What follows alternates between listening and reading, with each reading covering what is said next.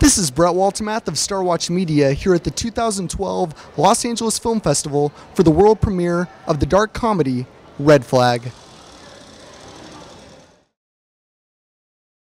Mr. Tukel, Brett with Star Watch Media, we're here for the world premiere of Red Flag. Can you please tell us a little bit about the film and your character in the film? Yeah, I play, nice to meet you, by the way, Brett. My name is Onur Tukel. I play the character of Henry in Alex Karpovsky's Red Flag. It's a road trip movie. Alex is on the road promoting a movie that he's in. I'm one of his best friends, one of his friends who's called to accompany him on the trip. I'm a children's book writer and illustrator in the movie, and I'm a children's book writer illustrator too in real life. So it was great to kind of play a version of myself in the movie. And I accompany him on the trip. We both kind of fall for the same girl, and there's this kind of strange, funny love triangle as a result. So now this project went into filming with a 35-page outline. Right. What was that like for you, where so much improvisation had to be used during the filming? I like that. I was a fan of Alex Karpovsky before he made the movie, so I was honored when he asked me to do it. And he saw a movie that I had done where I'd done some improv with a bunch of children, like 12 children. I played a teacher. So he kind of knew that I could sort of do that. So I was excited because I've never made a feature film where it was so much based on conversations. You would have a conversation about the characters in the scene beforehand, and then you'd go in improv. I'm a fan of like the mumblecore genre, Andrew Bajowski, and I love Lynn Shelton's Hump Day. So I admire movies like that, and I feel like it takes the pressure away of having to learn dialogue, but at the same time you can have dialogue to cling to. When you're having to invent it all yourself, it's difficult. But I'm a chatterbox, and I like to talk, and I like to run my mouth about a lot of things, so I feel like it wasn't that difficult to get into the energy of the scene, you know what I mean?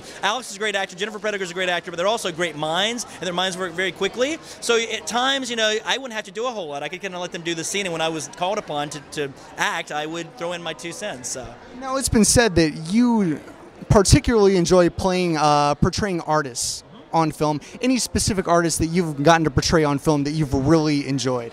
Oh, in terms of like, who I've got to play? Yes. Well, I've only played. I've been in two. Who I admire as artists, or who I like to play. Who I admire, who I've played in terms of on film. Specifically, who you've gotten to play on film. I've only played 2 artists on movies. I was in a movie called Septian by Michael Tully about 2 years ago, where I kind of play this reclusive artist on a farm, drawing really macabre, demented images, sexual, strange, decapitation, body parts. So it wasn't specific artists. I mean, I'm a big fan of German expressionism, like George Grosz, Otto Dix, that kind of thing. So when I was doing that particular movie, I was trying to channel German expressionism. Now on this movie, I was doing children's book art, so I've always been a big fan of Charles Schulz in terms of the simplicity of Charles Schulz, and Jules Feiffer, who is a big Village Voice New York artist who has a very simple kind of line stroke. So, you know, I kind of waver in terms of, those are the artists that I like. Playing the artists, I've gotten to play kind of versions of myself in this movie, and in Septian, darker versions of myself, because like most artists, I have melancholy mood swings or periods, melancholy moods,